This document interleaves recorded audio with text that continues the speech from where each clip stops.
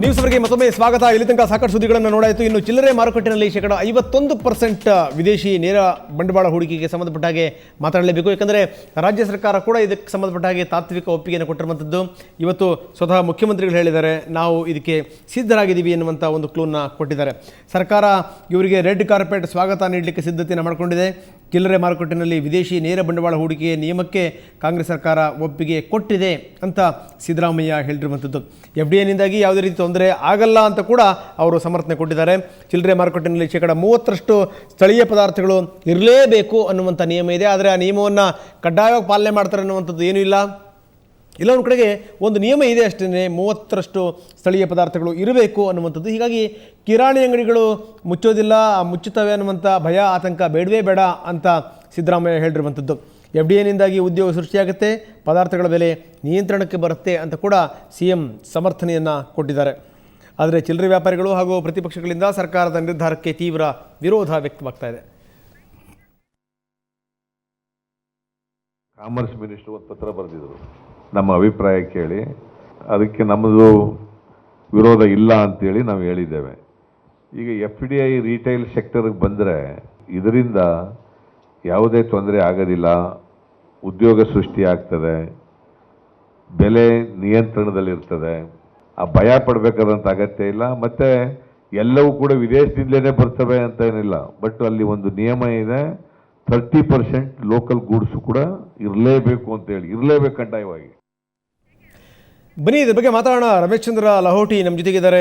ರಮೇಶ್ ಚಂದ್ರ Lahoti FDI ಬಗ್ಗೆ ಸಾಕಷ್ಟು ಅಧ್ಯಯನ ಮಾಡಿರುವಂಥವ್ರು, FKCCIನ ವಾಣಿಜ್ಯೋದ್ಯಮ ಮಹಾಮಂಡಳದ ಅಧ್ಯಕ್ಷರು ಕೂಡ ಹೌದು. ಇನ್ನೊಂದು ಇವರ ಮಾತನ್ನು ಹೇಳಬೇಕು ಅಂತಂದರೆ, ಈ ಮೆಟ್ರೋ ಸಂಸ್ಥೆಗಳು ಏನು ಬಂತು ಅಂದರೆ ಅದೊಂದು ರಿಟೇಲ್ ಮಳಿಗೆಗಳೇನು ಬಂದವು, ಬಂದಂಥ ಸಂದರ್ಭದಲ್ಲಿ ಅದರ ವಿರುದ್ಧವಾಗಿ ಕೋರ್ಟಿಗೆ ಹೋದಂಥವರು ರಮೇಶ್ ಚಂದ್ರ ಲಹೋಟಿ. ರಮೇಶ್, ಕಾರ್ಯಕ್ರಮ ತಮಗೆ ಸ್ವಾಗತ. ನಮಸ್ಕಾರ.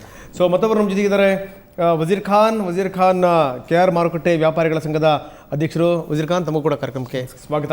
ನನ್ನ ಮೊದಲನೇ ಪ್ರಶ್ನೆ ಶುರು ಮಾಡ್ತಾ ಇದ್ದೀನಿ ರಮೇಶ್ ಚಂದ್ರ ಅವರ ಮುಖಾಂತರ. ಲಹೋಟಿ ಅವರೇ, ಏನಿದು FDI ಮತ್ತೆ ಬರ್ತಾ ಇದೆ, ಸ್ವತಃ ಮುಖ್ಯಮಂತ್ರಿಗಳು ಹೇಳಿದ್ದಾರೆ ನಮಗೆ ಇದಕ್ಕೆ ಸಂಬಂಧಪಟ್ಟಾಗ ನಮ್ಮ ಒಪ್ಪಿಗೆ ಇದೆ ಅನ್ನುವಂಥದ್ದು. ಇದು ಉಂಟು ಮಾಡುವಂಥ ಪರಿಣಾಮಗಳು ಯಾವ್ಯಾವು ಅಂತ?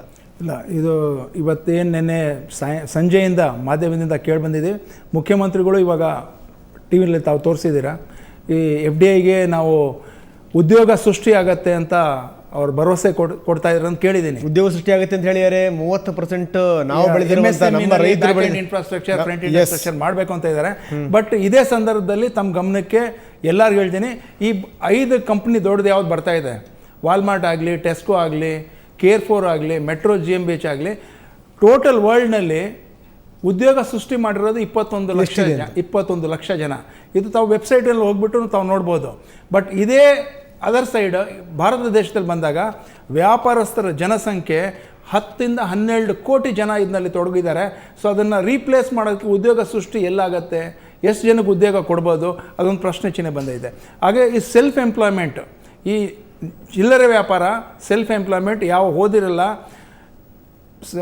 ಬ್ಯಾಂಕಿಂದ ಸಾಲ ಪಡೆಯೋಕ್ಕಾಗಲ್ಲ, ಸಾಮರ್ಥ್ಯ ಇರಲ್ಲ ಅಂಥವರು ಒಂದು ಸಣ್ಣ ಪುಟ್ಟ ಉದ್ಯೋಗ ನಡೆಸಿ ಅವರ ಜನಜೀವನ ನಡೆಸೋದನ್ನು ಸೆಲ್ಫ್ ಎಂಪ್ಲಾಯ್ಮೆಂಟ್ ಆಗಿ ವಿತೌಟ್ ಗೌರ್ಮೆಂಟ್ ಹೆಲ್ಪ್ ಇದು ನಡೀತಾ ಇರೋ ಒಂದು 30% ಜನರ ನಮ್ಮ ಕರ್ನಾಟಕ ರಾಜ್ಯದಲ್ಲಿ ಒಂದು 6 ಕೋಟಿ ಜನ ಇದ್ದಾರೆ. ಅದರಲ್ಲಿ ಒಂದು ಲೆಕ್ಕ ಹಾಕಿದ್ರೆ ಒಂದು directly R indirectly more than 1 crore people of Karnataka ಅದರಲ್ಲಿ ನಮ್ಮ ಈ ಚಿಲ್ಲರೆ ವ್ಯಾಪಾರದಲ್ಲಿ ತೊಡಗಿದ್ದಾರೆ. Without government help, financial help, ನಾವು ಬಡ್ಡಿ 14-15% ತಗೊಳ್ತಾ ಇದ್ದೀವಿ. ಅವರು ನೇರ ಬಂಡವಾಳ ಬರೋರು 3-4% ಇಂಟರ್ನ್ಯಾಷನಲ್ ಬಡ್ಡಿನಲ್ಲಿ ತರ್ತಾರೆ, ಅಲ್ಲೇ ನಮ್ಮ ಸೋಲು. ಸೊ ಆಮೇಲೆ ಇವತ್ತು ಆನಂದ್ ಶರ್ಮಾ ಅವರು ಮೀಟಿಂಗ್ ಮಾಡಿದ್ದಾರೆ.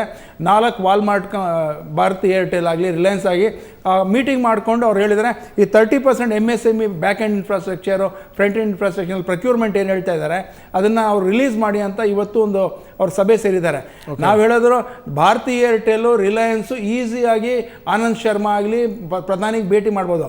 ಒಂದು ಸಾಮಾನ್ಯ ವರ್ತಕ ಆಗಲಿ, ಸಾಮಾನ್ಯ ಚಿಲ್ಲರ್ ವ್ಯಾಪಾರಿಗೆ ಯಾವುದೇ ಸರ್ಕಾರದಲ್ಲಿ ರೆಡ್ ಕಾರ್ಪೆಟ್ ವೆಲ್ಕಮ್ ಇಲ್ಲ. ಈ ಥರ ಒಂದು ಕಣ್ಣಿಗೆ ನೀವು ಬೆಣ್ಣೆ ಹಾಕ್ತಾ ಇದ್ದೀರಾ, ಒಂದು ಕಣ್ಣೆ ಸುಣ್ಣ ಹಾಕಿ ಬೇರೆಯವ್ರು ಕರ್ಕೊಂಬರೋದಾಗೆ ಸ್ಥಳೀಯ ವರ್ತಕರಿಗೆ ಯಾವುದೇ ಕಾರಣಕ್ಕೂ ಭೇಟಿ ಮಾಡೋದು ಅವಕಾಶನೇ ಇಲ್ಲ. ಅವ್ರ ಮಾತುಗಳು ಯಾರು ಕೇಳೋರಂತ ಪ್ರಶ್ನೆ ಚಿಹ್ನದಲ್ಲಿ ದೌರ್ಜನ್ಯವನ್ನು ಕೇಂದ್ರ ಸರ್ಕಾರದಿಂದ ರಾಜ್ಯ ಸರ್ಕಾರಕ್ಕೆ ಬರ್ತಾ ಇದೆ. ಎಸ್ ವಜೀರ್ ಖಾನ್, ತಾವೇನು ಹೇಳ್ತೀರಿ ಸರ್? ತುಂಬ ತಪ್ಪು ಸಾರಿ ಮಾಡ್ತಾರೆ ಇದು. ನಮ್ಮ ಚಿಲ್ಲರೆ ವ್ಯಾಪಾರಕ್ಕೆ ತುಂಬ ತೊಂದರೆ ಆಗಿಬಿಡ್ತದೆ. ದೊಡ್ಡ ಮಾಲ್ಗಳು ಅದು ಇದಾಗಿ ತುಂಬ ಇದಾಗ್ತದೆ. ಇಲ್ಲ ನಾವೆಲ್ಲ ಬಂದ್ ಮಾಡಿಬಿಟ್ಟು ಹೋರಾಟ ಮಾಡಬೇಕಂತ ಇದ್ದೀನಿ ಸರ್. ಇದು ಕೇಳಿದ ತಕ್ಷಣ ತುಂಬ ಇದಾಗ್ತದೆ. ಓಕೆ, ಏನು ಕೆ ಆರ್ ಮಾರ್ಕೆಟಿನಲ್ಲಿ ತಾವು ಏನು ವ್ಯಾಪಾರ ಮಾಡ್ತೀರಿ? ತರಕಾರಿ ವ್ಯಾಪಾರ ಮಾಡ್ತೀನಿ, ತರಕಾರಿ ಹೋಲ್ಸೇಲು, ಚಿಲ್ಲರೆ. ಓಕೆ. ಸೊ ಇದು ಬಂದರೆ ತೊಂದರೆ ಆಗುತ್ತೆ ಅಂತೀರಿ? ತುಂಬ ತೊಂದರೆ. ಈಗ ಮೊದಲೇ ಏನು ಅಂತಾರೆ, ಈ ಮಾಲ್ಗಳಲ್ಲಿ ಆ ಮಳಿಗೆಗಳೇನಿದೆ ಅದಾಗಿರ್ಬೋದು, ಜೊತೆಗೆ ಮೆಟ್ರೋದು, ಅದನ್ನೇ ಆ ಹೊಡೆತನೇ ತಡ್ಕೊಳಕ್ಕಾಗ್ತಾ ಇಲ್ಲ ನಿಮಗೆ. ಸರ್, ಆಮೇಲೆ ಇಲ್ಲೊಂದು ಪ್ರಶ್ನೆ ನಮ್ಮ ಸ್ನೇಹಿತರು ಹೇಳ್ತಾರೆ, ತರಕಾರಿ ವ್ಯಾಪಾರದಲ್ಲಿ ಈ 2008ನಲ್ಲಿ APMC ಕಾಯ್ದೆ ತಿದ್ದುಪಡಿ ಮಾಡಿದಾಗ ತರಕಾರಿ ಹಾಗೂ ಈ ಪೆರಿಷಬಲ್ಸ್ನ ಬಿಟ್ಕೊಟ್ಟಿದ್ದೀವಿ.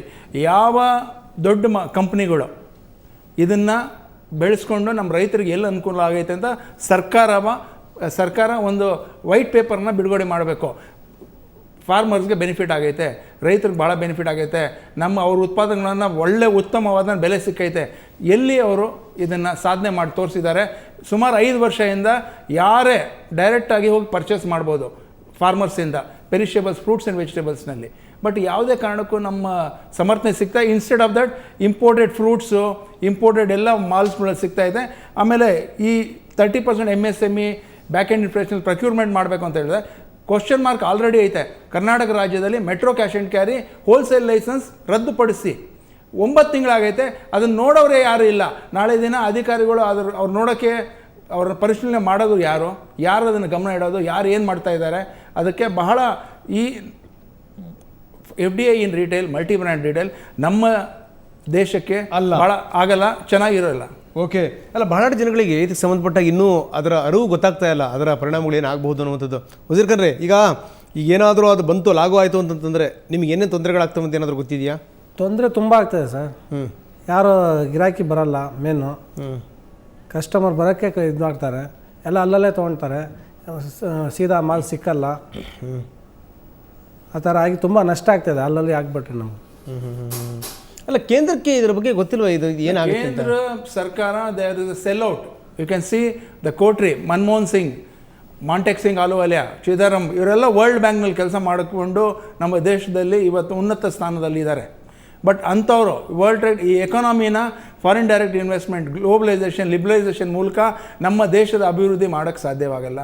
ಪ್ಲಸ್ ಈ ಥರ ಬಹುರಾಷ್ಟ್ರೀಯ ಕಂಪ್ನಿಗಳು ನಮ್ಗೆ ಬಂದರೆ ಉದ್ಯೋಗ ನಾವೆಲ್ಲಿ ಕೊಡ್ತಾ ಇದ್ದೀವಿ, ನಾವು ಉದ್ಯೋಗ ಸೃಷ್ಟಿ ಮಾಡ್ತಾ ಇದ್ದೀವಿ. ಆ ಉದ್ಯೋಗ ನಾಳೆ ದಿನ ಜನಸಂಖ್ಯೆ ಒಂದು 15-20% ಜನಸಂಖ್ಯೆ ಡಿಸ್ಪ್ಲೇಸ್ ಆಗಿಬಿಟ್ರೆ ನಾಳೆ ದಿನ ಅವ್ರಿಗೆ, ಯಾಕಂದ್ರೆ ನಮ್ಮ ಸೋಷಿಯಲ್ ಸೆಕ್ಯೂರಿಟಿ ಇಲ್ಲ. ಅಲ್ಲ, ಅಂದ್ರೆ ನೀವು ಹೇಳ್ತಿರೋದು ಇಲ್ಲಿ ಉದ್ಯೋಗ ಸೃಷ್ಟಿನೂ ಆಗಲ್ಲ, ಜೊತೆಗೆ ನಮ್ಮ ವಸ್ತುಗಳಲ್ಲಿ 30% ಇಡ್ತಾರೆ ಅನ್ನುವಂಥದ್ದು ಸುಳ್ಳು ಅಂತೀರಿ?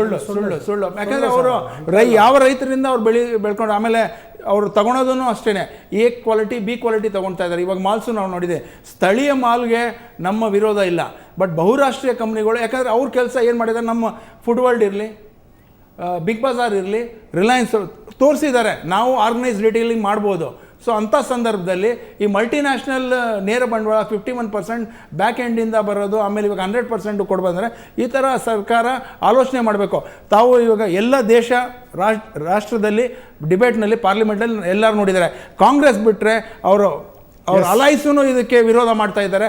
ಅಂಥ ಸಂದರ್ಭದಲ್ಲಿ ಈ ಥರ ತರಾತುರಿ, ಯಾಕಂದ್ರೆ ಅವರು ಕಾಂಗ್ರೆಸ್ ರೂಲ್ಡ್ ಸ್ಟೇಟ್ಸ್ ಕೇರಳ, ಅಲ್ಲೂ ಅವ್ರು ಕ್ಲಿಯರಾಗಿ ಅಲ್ಲಿ ಹೇಳಿದ್ದಾರೆ, ನಾವು ಒಪ್ಪಲ್ಲ, ಸ್ಪಷ್ಟವಾಗಿ.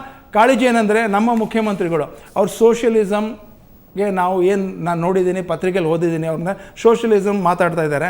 ಬಟ್ ಈ ಪಾಲಿಸಿ ಏನೈತೆ ಇದು ಕ್ಯಾಪಿಟಲಿಸಮ್, ಅವ್ರ ಗಮನಕ್ಕೆ ತಂದು ಅವ್ರು ನಮ್ಮನ್ನು ಏನೋ ಒಂದು ಪರಿಹಾರ ಮಾಡ್ತಾರೆ ಅಂತ ನಂಬಿಕೆ ಮಾಡ್ಕೊಂಡಿದ್ದೀವಿ. ಎಸ್ ಉಜೇರ್, ಕೊನೆಯದಾಗಿ ಏನಂತೀರಿ ಸರ್? ಕೊನೆಯದಾಗಿ ಏನು ಹೇಳ್ತೀರಿ? ಈಗ ನೀವು ಹೋರಾಟ ಮಾಡ್ತೀರಿ? ಹೋರಾಟ ಮಾಡ್ತೀವಿ ಸರ್, ನಾವು ಎಲ್ಲ ಬಂದ್ ಮಾಡಿಬಿಟ್ಟು ಒಂದು ಹೋರಾಟ ಮಾಡಬೇಕು. Okay, thank you very much Ramesh ಅವರೇ ಮತ್ತು ವಜೀರ್ ಖಾನ್ ಅವರು ಇಲ್ಲಿ ತನಕ ಸಾಕಷ್ಟು ಮಾತಾಡಿದ್ರಿ, ತಮಗೆ ಧನ್ಯವಾದ. Thank you very much.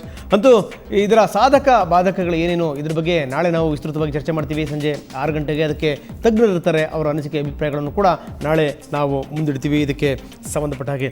ಇನ್ನು ಮಣಿಪಾಲ್ ಮೆಡಿಕಲ್ ವಿದ್ಯಾರ್ಥಿನಿ ಅತ್ಯಾಚಾರ ಪ್ರಕರಣಕ್ಕೆ ಸಂಬಂಧಪಟ್ಟ ಹಾಗೆ ಆರೋಪಿಗಳನ್ನು ಪೊಲೀಸರು ಬಂಧಿಸಿದ್ದಾರೆ. ಜೊತೆಗೆ ಏನಂದರೆ ಅದರಲ್ಲಿ 2 ಆರೋಪಿಗಳು, ಒಬ್ಬ ವಿಷ ಕುಡಿಯೋಕ್ಕೆ ಹೋಗಿದ್ದ, ಮತ್ತೊಬ್ಬ ನೇಣು ಹಾಕೊಳ್ಳೋಕೆ ಹೋಗಿದ್ದ ಅನ್ನುವಂಥ ಸಂಗತಿ ಕೂಡ ಬಹಿರಂಗ ಆಗಿರುವಂಥದ್ದು. ಪ್ರಕರಣ ನಡೆದ ಬರೋಬ್ಬರಿ 1 ವಾರದ ಬಳಿಕ ಅತ್ಯಾಚಾರಿಗಳನ್ನು ಉಡುಪಿ ಪೊಲೀಸರು ವಶಕ್ಕೆ ತೆಗೆದುಕೊಂಡಿದ್ದಾರೆ. ಪ್ರಮುಖ ಆರೋಪಿ ಯೋಗೀಶ್, ಪರ್ಕಳದ ಹರಿಪ್ರಸಾದ್ ಹಾಗೂ ಆನಂದ್ ಬಂಧಿತ ಆರೋಪಿಗಳು. ಈ 3 ಇದೇ ಜೂನ್ 20ರಂದು ವಿದ್ಯಾರ್ಥಿನಿಯನ್ನು ಕಿಡ್ನ್ಯಾಪ್ ಮಾಡಿ ಅತ್ಯಾಚಾರ ಎಸಗಿ ತಲೆಮರೆಸಿಕೊಂಡಿದ್ದರು. ಆದರೆ ಆರೋಪಿ ಯೋಗೀಶ್ ಸ್ನೇಹಿತ ಸುಕೇಶ್ ಸುಳಿವಿನ ಮೇರೆಗೆ ಪೊಲೀಸರು 3ರನ್ನು ಕೂಡ ವಶಕ್ಕೆ ತೆಗೆದುಕೊಂಡಿದ್ದಾರೆ. ಈ ಮಧ್ಯೆ ರೌಡಿ ಶೀಟರ್ ಕೂಡ ಆಗಿರೋ ಯೋಗೇಶ್ ವಿಷ ಕುಡಿದು ದೊಡ್ಡ ಹೈಡ್ರಾಮವನ್ನೇ ಮಾಡಿದ್ದ. ಕೂಡಲೇ ಅವನನ್ನು ಅರೆಸ್ಟ್ ಮಾಡಿದ ಪೊಲೀಸರು ಮಣಿಪಾಲದ KMC ಆಸ್ಪತ್ರೆಗೆ ದಾಖಲು ಮಾಡಿದ್ದಾರೆ. ಇನ್ನು ಮತ್ತೊಬ್ಬ ಆರೋಪಿ ಬಡಗು ಬೆಟ್ಟದ ನಿವಾಸಿ ಆನಂದನನ್ನು ಕೂಡ ಸಂಜೆ ವೇಳೆಗೆ ಪೊಲೀಸರು ಪತ್ತೆ ಹಚ್ಚಿದರು. ಬಂಧನ ಆಗುವಂಥ ಭೀತಿನಲ್ಲಿ ಆನಂದ್ ಕೂಡ ನೇಣು ಹಾಕ್ಕೊಂಡು ಆತ್ಮಹತ್ಯೆಗೆ ಪ್ರಯತ್ನ ಪಟ್ಟಿದ್ದ ಅನ್ನುವಂಥ ಮಾಹಿತಿನ ಪೊಲೀಸರು ನೀಡಿದ್ದಾರೆ. ಸದ್ಯ ಆನಂದ್ಗೂ ಕೂಡ KMC ಆಸ್ಪತ್ರೆಯಲ್ಲಿ ಚಿಕಿತ್ಸೆಯನ್ನು ಕೊಡಲಾಗ್ತಾ ಇದೆ.